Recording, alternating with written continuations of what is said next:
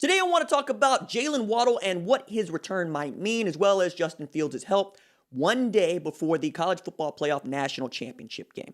All that's coming up after the bumper. Don't be cornering me. Hold up. Time.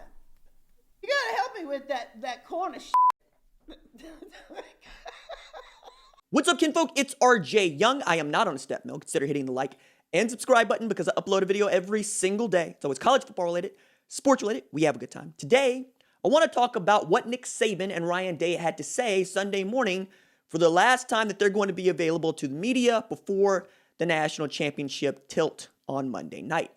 Now, Saban sounded coy, but he said, look, he did practice Jaylen Waddle, and depending on how he feels, it's going to be a game time decision, which for me sounds like he's going to play. Ryan Day said that Justin Fields had a great week of practice, and we expect him to play. But how just productive can either one of those guys be?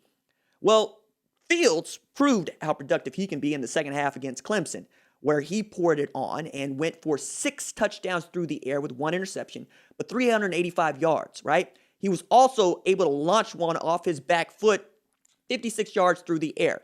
If you give him one-on-one coverage with Chris Olave and Garrett Wilson, he's going to give them a chance to win. Now, against Josh Jobe and Patrick Surtain, we're going to find out whether or not those guys can win consistently. On the other side, adding Jaylen Waddle to an already embarrassment of riches that is the Alabama offense seems sort of unfair, right? Devontae Smith won the Heisman, the Walter Camp Award, the Biletnikoff Award, and is a unanimous All-American. Mac Jones is an All-American.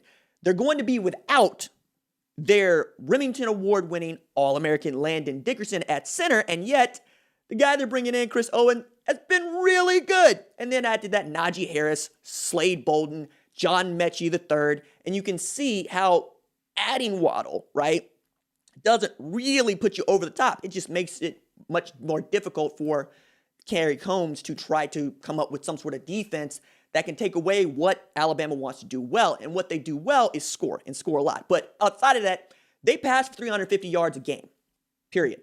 If you can take away Mac Jones being able to complete those passes for that 300-yard mark and force Alabama to run the football, you probably have a shot here because Alabama has been really good, right, in running the football. But as good as they have been, with Najee Harris going for over 100 yards in 3 of the last 4 games, Ohio State's run defense has been second best in the country, right? They give up just 89 yards rushing a game, and they have not given up a 100-yard rusher yet. Now, Harris would be a Heisman winner in a regular year, and I feel like I keep saying that every Heisman year because the numbers just get even more gaudy. But what Ohio State has been able to do through the middle with Tommy Togiai and Haskell Garrett cannot be overlooked. And if they can really go after those guards in that center, try to make it difficult for those guys to open up holes in the center of the defense, you have a shot here. Now, I also think that Ohio State's going to have to turn this into a track meet. It's going to have to be a shootout. And that's the kind of game they can win and the kind of game that Alabama has proven susceptible to this year, giving up 48 and 46 points, right? 48 to Ole Miss, 46 to Florida in the SEC championship game. And Ohio State has the athletes. They can run with Alabama. Now, if you get into a last possession ball game, that's what you hope for, right? Now, on the other side, you also know that Ryan Day wants to run the football. And why wouldn't you with a guy like Trey Sermon, who's picked up over 500 yards in the last 2 games, the 2 biggest of the season, going for 331 against Northwestern in the Big Ten Championship, which is a Buckeye single-game rushing record, and going for 193 against Clemson en route to helping Ohio State put up 49 points. Watching how he has come on and how that offensive line has begun to gel has been really, really cool to see. They're going to have to run the football and run it well, but they're also going to have to go fast because that is on paper. Like, we know that's on film. Tempo hurts Alabama. They can't get in and out of personnel to match up, and they're going to try to match up in places where they might be overmatched.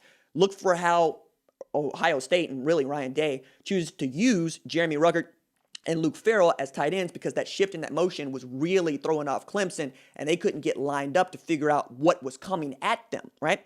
So would you want to play some ball possession, some ball control? Maybe, but Notre Dame didn't really have a whole lot of, success with that.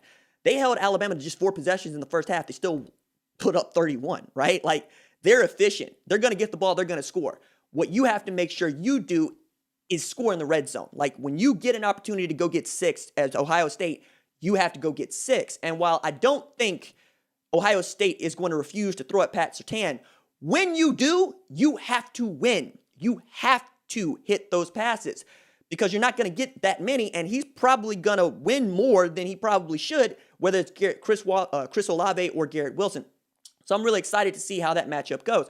I'm also looking really closely at just what the defensive line for Alabama does against Wyatt Davis and those offensive linemen, because I think you're going to see Dylan Moses out in coverage. You're going to see Christian Harris out in coverage. They're going to try to take away the back and the tight end when they see that 21 personnel or even when they go 10, right?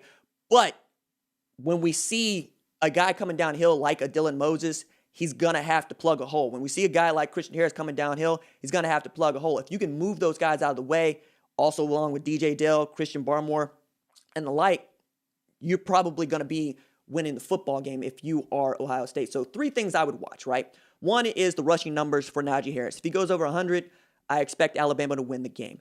The other is Chris Olave and Garrett Wilson against Pat Surtain.